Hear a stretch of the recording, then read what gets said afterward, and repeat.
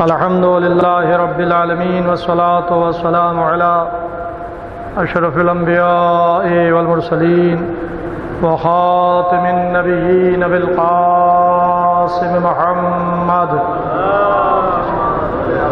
وعلى أهل بيته طيبين الطاهرين المعصومين ولعنة الله على أعدائهم أجمعين. أما بعد، وقد قال سبحانه تبارك وتعالى في قرآن المجيد والفرقان الحميد وهو أصدق الصادقين وقوله الحق. بسم الله الرحمن الرحيم. إنما يريد الله ليذهب عنكم الرجس أهل البيت ويطهركم تطهيرا.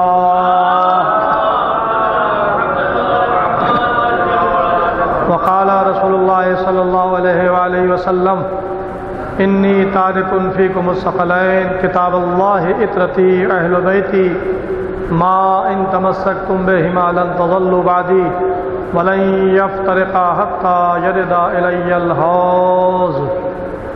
عزیزوں، یہ ماہ جمادی الثانی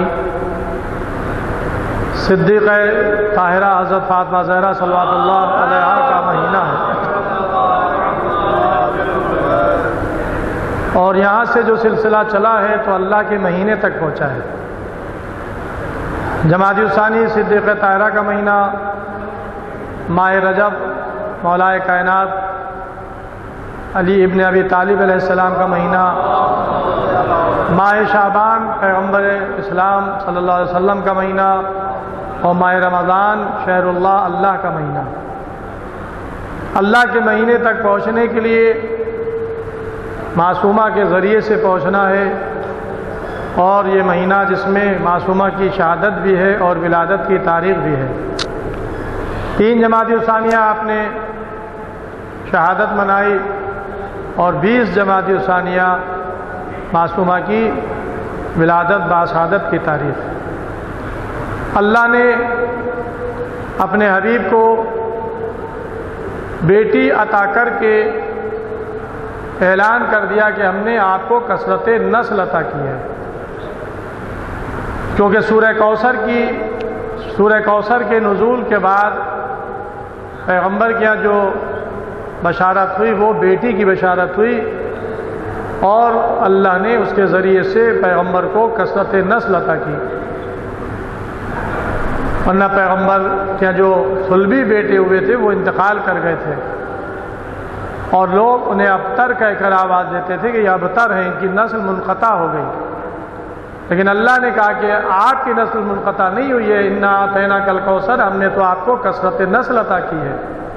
فصلی لربک وانحر، پس آپ اپنے رب کے لیے نماز پڑھتے رہیں، قربانی دیتے رہیں. انا شانئک ھو الابتر، بے شک آپ کے دشمنوں کی نسل منقطع ہوگی. تو یہ قرآن میں اللہ نے کثرت نسل کی بشارت دی اور دشمنوں کے نسل منقطع ہونے کی خبر دی. یہ مختصر سا سورہ لیکن اپنے اندر اتنی جامعیت رکھتا ہے کہ قیامت تک آنے والی نسلوں کو بتا دیا کہ دیکھو پیغمبر کی کثرت نسل ہے اور دشمنوں کی منقطع ہونے والی نسل ہے. لہذا آج پیغمبر کو ابتر کہنے والے نیست و نابود ہو گئے، پیغمبر کو ابتر کہنے والوں کا نام و نشان باقی نہیں رہا، پیغمبر کو ابتر کہنے والوں کی اولادوں کا وجود روئے زمین پر باقی نہیں رہا. لیکن اللہ نے پیغمبر کو جو بیٹی عطا کی، اس بیٹی کے ذریعے سے جو نسل رسول چلی، آج وہ ایسی پھلی پھولی کہ پوری دنیا میں سادات کا وجود کثرت نسل کی دلیل ہے. اس لیے کہ یہ سادات نسل سیدہ سے ہیں. نسل سیدہ سے امام حسن، امام حسین علیہ السلام، امام حسن علیہ السلام کی بیٹی، امام حسین علیہ السلام کا بیٹا، اور اس کے بعد پھر امام زین العابدین علیہ السلام، یعنی 2 اولادوں کے ذریعے سے نسل فاطمہ زہرا آگے بڑھ رہی تھی. دو بیٹوں کے ذریعے سے نسل فاطمہ زہرا آگے بڑھی اور کوثر کا مصداق شہزادی فاطمہ زہرا قرار پائیں۔ اور آپ دیکھیں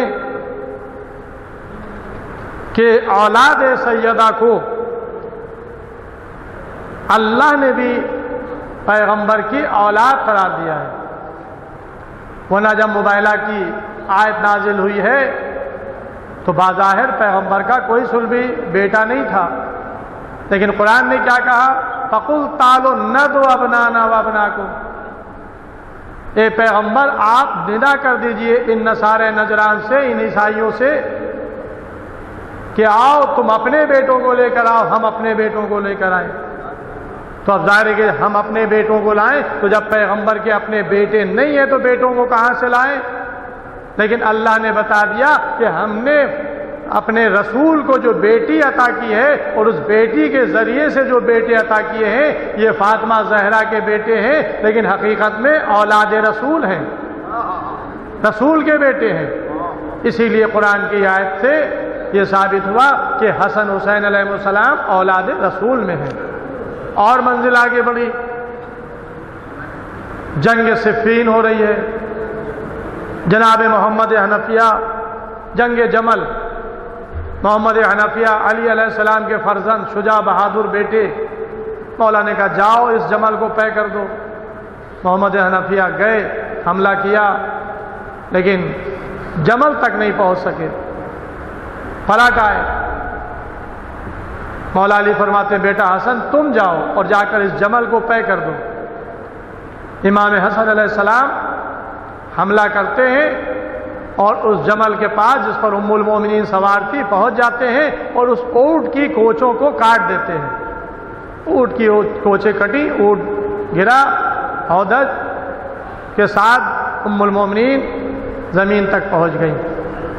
اب تاریخ لکھتی ہے کہ محمد حنفیہ جو جمل تک نہیں پہنچ سکے اور اس کام کو شہزادہ امام حسن علیہ السلام نے انجام دیا اور اونٹ کو طے کر کے، جمل کو طے کر کے واپس پلٹے، تو اب ایک ناکام آیا اور ایک کامیاب پلٹا۔ تو ظاہر ہے کہ جو ناکام ہوتا ہے اس کے چہرے پر آثار شرمندگی ظاہر ہو جاتے ہیں کہ یہ کام میں نہیں کر سکا، دوسرے نے کر لیا۔ تو یہاں بھی تاریخ نے لکھا کہ محمد حنفیہ پر شرمندگی کے آثار نمایاں ہوئے۔ تو ایک مرتبہ علی آگے بڑھے، بیٹے کے احساس کو دیکھا، پشت پر ہاتھ رکھ کر کہا اے محمد کیوں پریشان ہوتے ہو؟ تم میرے بیٹے ہو اور حسن رسول خدا کا بیٹا ہے۔ یعنی گویا بتا دیا کہ یہ رسول خدا کی اولاد ہے، اور یہ جملہ جو کہا ظاہر ہے کہ وہ نص قرآنی کے لحاظ سے کہ اولاد پیغمبر، قرآن میں کہا گیا ہے کہ قُلْ تَعَالُوا نَدْعُ أَبْنَاءَنَا وَأَبْنَاءَكُمْ، لہذا یہ سند ہے قرآن کی کہ اللہ کی نگاہ میں حسن حسین علیہ السلام اولاد پیغمبر ہیں۔ تو یہ اولاد سیدہ کے ذریعے سے پیغمبر کی نسل چلی اور کثرت نسل کی بشارت دی گئی تھی۔ تو آج روئے زمین پر سادات، چاہے وہ رضوی سادات ہو، چاہے وہ زیدی سادات ہو، چاہے وہ موسوی ہو، چاہے وہ نقوی ہو، جتنے سادات ہیں یہ سب اولاد سیدہ ہیں، اولاد آل رسول ہیں۔ لہذا یہ سادات کثرت نسل کا اللہ نے اپنے حبیب سے وعدہ کیا تھا، تو پیغمبر کی نسل کو ایسا بڑھایا کہ پورے روئے زمین پر پھیل گئی۔ دوہری نسل، ایک خاص اور ایک عام۔ یہ سادات یہ عام اولاد ہیں، لیکن ایک خاص اولاد کو بھی اللہ نے چن لیا، باقی رکھا۔ اور ظاہر ہے کہ پیغمبر اسلام کا ارشاد تھا کہ انی تارک فیکم الثقلین کتاب اللہ عطرتی اہل و بیتی، میں تمہارے درمیان دو وزنی چیزیں چھوڑ کر جا رہا ہوں، ایک اللہ کی کتاب قرآن، دوسرے میرے عطرت جو میرے اہل بیت ہے۔ ما ان تمسکتم بہما لن تضلوا بعدی، جو ان دونوں سے متمسک رہے گا وہ میرے بعد ہرگز ہرگز گمراہ نہ ہوگا۔ وَلَن يَفْتَرِقَا حَتَّى يَرِدَ إِلَيَّ الْحَوْض، اور ان دونوں میں کبھی جدائی نہیں ہوگی یہاں تک کہ یہ میرے پاس حوض کوثر پر وارد ہو۔ تو اب ظاہر ہے کہ ایک حدیث پیغمبر جو قرآن اور اہل بیت کے لیے وصیت کی جا رہی ہے کہ قرآن بھی باقی رہے گا، اہل بیت بھی باقی رہیں گے، تو اب اللہ پر لازم تھا کہ ایک اہل بیت کی فرد میں سے ہر دور ہر زمانے میں قرآن کے ساتھ باقی رکھے۔ اب یہ معجزہ ہے کلام رسالت کا، اس لیے کہ پیغمبر اپنی خواہش نفسانی سے کلام نہیں کرتا۔ وما ينطق عن الهوى ان هو الا وحی یوحی، میرا حبیب اپنے خواہش نفسانی سے نہیں بولتا، جب اس کے اوپر میری طرف سے وحی نازل ہوتی تب بولتا ہے۔ تو اب پیغمبر جو بھی کلام کریں گے وہ بربنائے وحی ہوگی، خداوند عالم کی طرف سے پیغام ہوگا۔ تو لہذا پیغمبر نے اگر یہ کہا ہے، وعلیکم السلام، اگر پیغمبر نے یہ ارشاد فرمایا ہے کہ میں تمہارے درمیان دو وزنی چیزیں چھوڑ کر جا رہا ہوں، ایک قرآن دوسرے میری طرف میرے اہل بیت، تو ظاہر ہے کہ آج قرآن ہمارے ہاتھوں میں ہے، قرآن آج ہمارے پاس ہے اور قیامت تک رہے گا۔ تو جب قرآن ہے تو اہل بیت کی ایک فرد کو بھی ہونا چاہیے، تو ہر دور میں ہر زمانے میں ایک اہل بیت کی فرد، ایک اولاد رسول قائم رہا، باقی رہا، اور یہ سلسلہ ختم نہیں ہوا۔ 260 ہجری میں وہ آخری تاجدار امامت ذریت رسول، وہ کہ جس کے لیے پیغمبر فرما رہے ہیں کہ اس کا نام میرا نام ہوگا، اس کی کنیت میری کنیت ہوگی، اور وہ غیبت اختیار کر لے گا۔ یہ امام عصر علیہ السلام کے لیے پیغمبر کی پیشین گوئی۔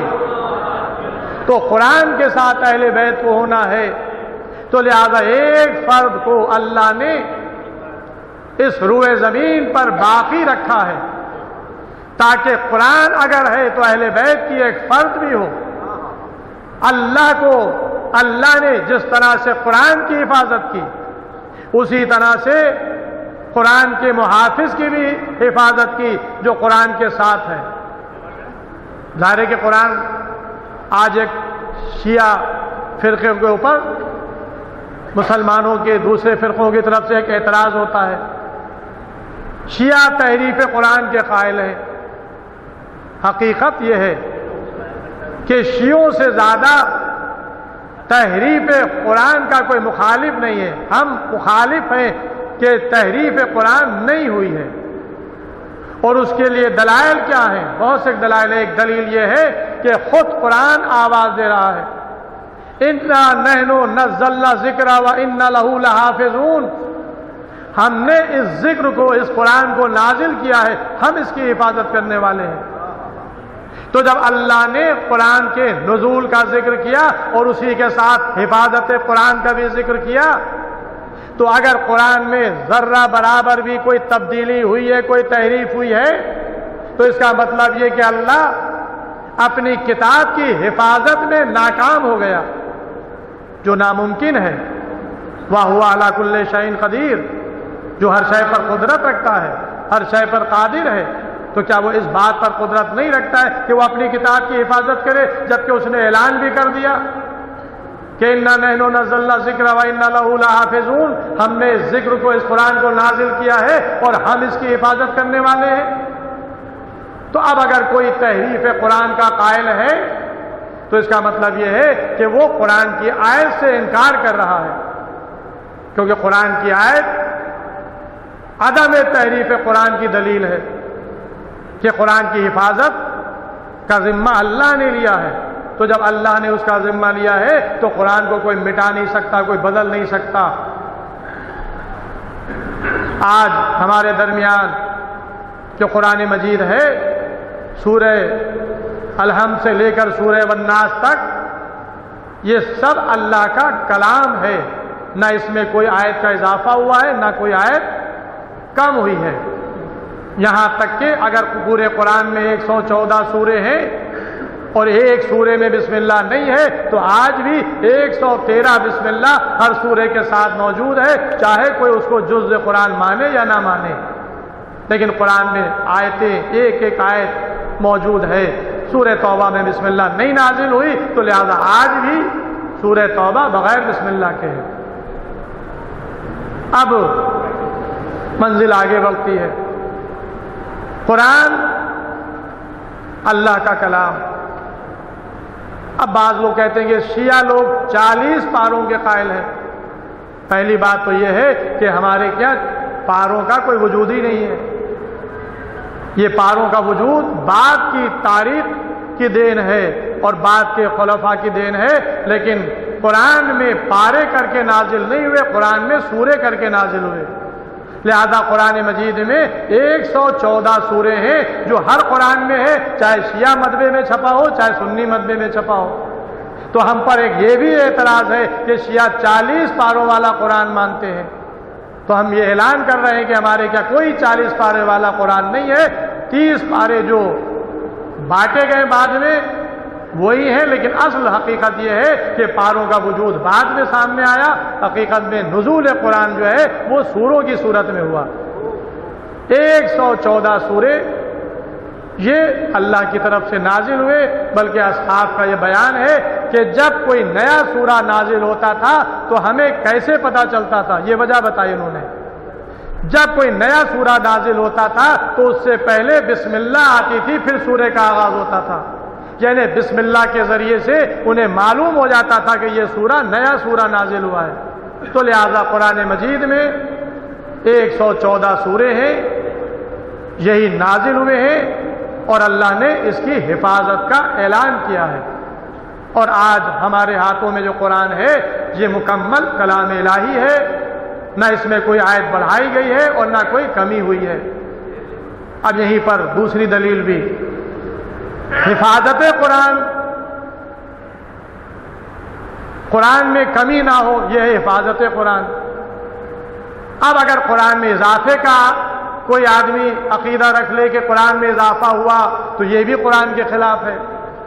کیوں خلاف ہے؟ اس لیے کہ اللہ نے قرآن مجید میں 3 مقامات پر چیلنج کیا ہے،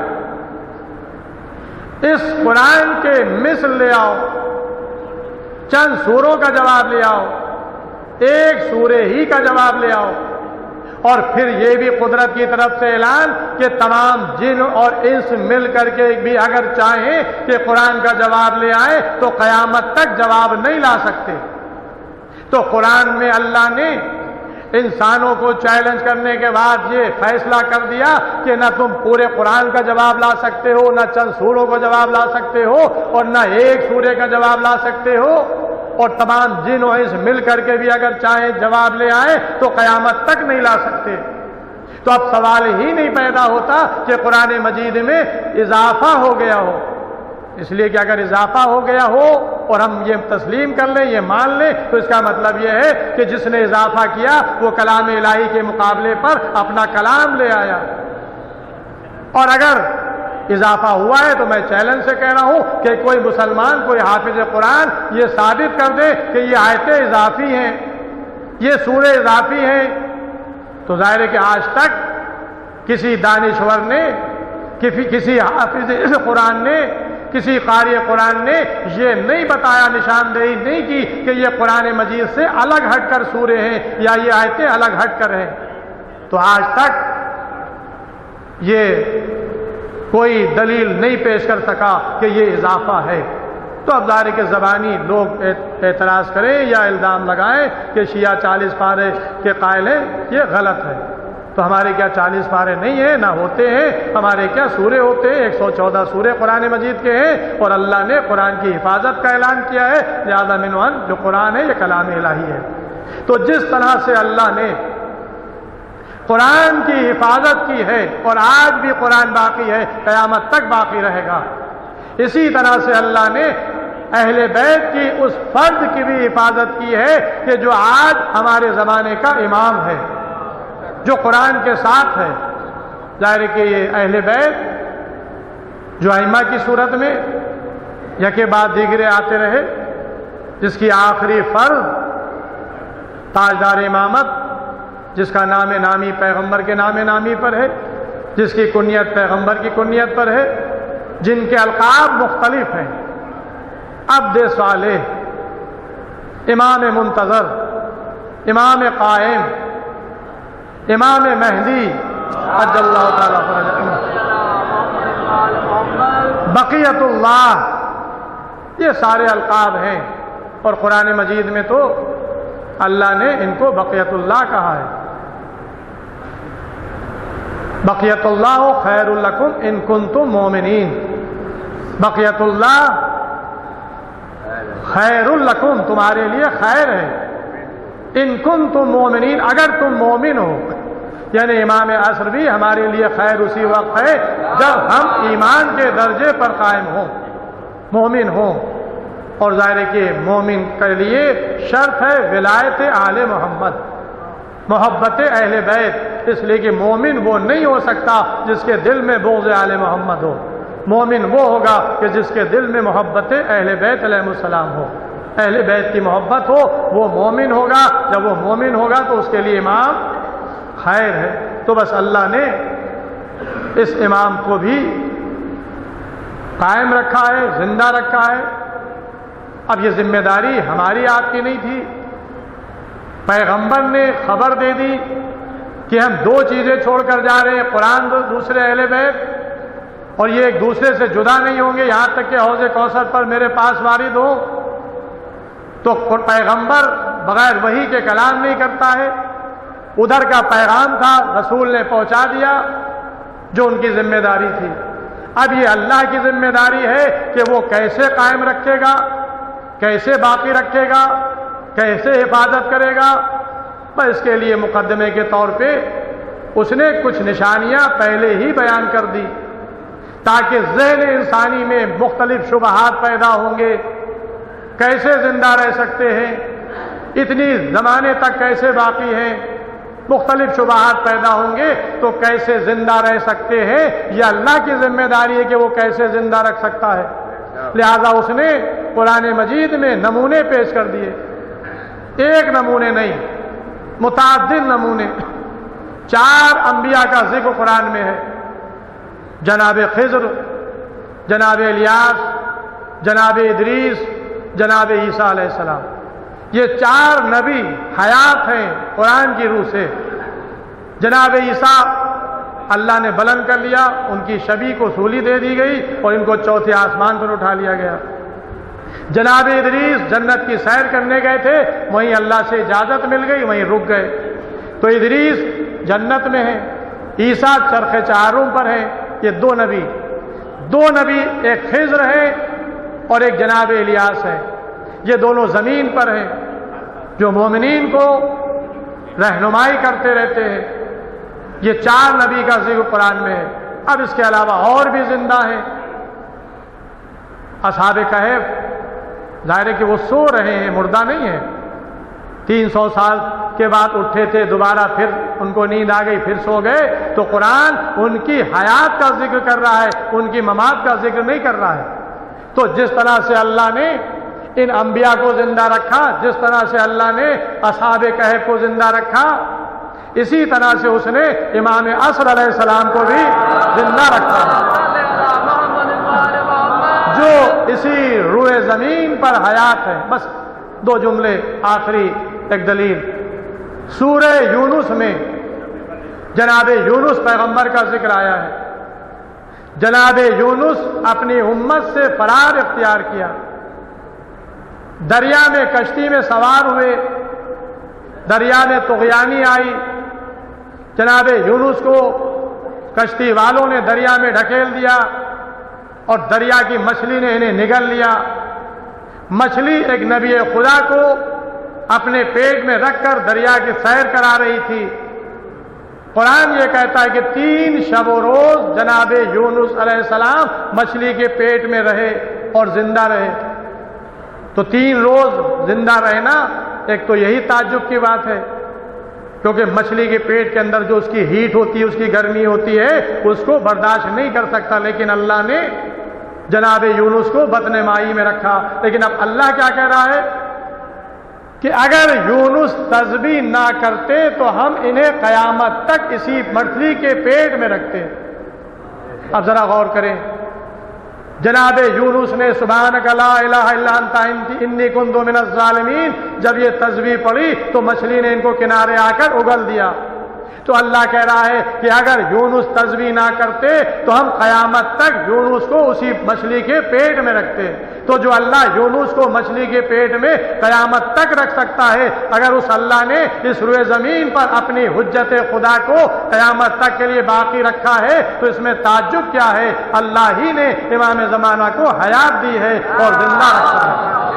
بس عزیزو، یہ حجت خدا ہے، یہ اہل بیت کی ایک فرد ہے، یہ اولاد سیدہ ہے۔ آئیے بارگاہ الہی میں دعا کریں کہ پروردگار عالم تجھے واسطہ محمد والے محمد علیہ السلام کا اور اس پر جہاں جہاں بھی شیعان حیدر کرار ماتمدار مظلوم کربلا ہے ان کی جان مال عزت آبرو ناموس کی حفاظت فرما۔ جو لوگ بیمار ان کو شفا کامل عطا فرما، جو لوگ قرضدار ان کو بار قرض عطا فرما، جو لوگ بے روزگار ان کو روزگار عطا فرما، جو لوگ کاروبار کر ان کو کاروبار میں برکت عطا فرما، جو مومنین قید میں ان کو رہائی ہو، مقامات مقدسہ کی حفاظت فرما، ہمارے زمانے کے امام کے ظہور میں تعجیل فرما، ہم لوگ کا شمار امام کے ناصر مددگاروں میں فرما۔